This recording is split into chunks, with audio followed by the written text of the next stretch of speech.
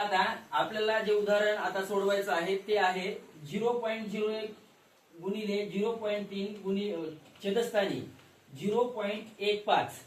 म्हणजे या ठिकाणी आपल्याला हे उदाहरण सोडवत असताना लक्षात ठेवा, आता वरचे आणि खालचे जे अंश आहेत ते अंश आपल्याला काढून टाकायचे, म्हणजे आपल्याला क्रिया करायला सोपी जाईल.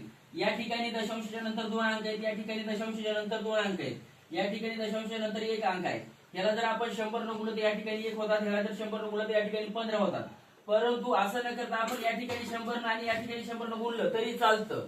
मग आता आपण बघा 0.01 गुणिले याला जर 100 न गुणलं तर हे काय होतात 30 होतात, म्हणजे एकच दशांशाच्या नंतर पॉईंट आहे म्हणून 100 न गुणल्यानंतर एक शून्य जास्त लागतो.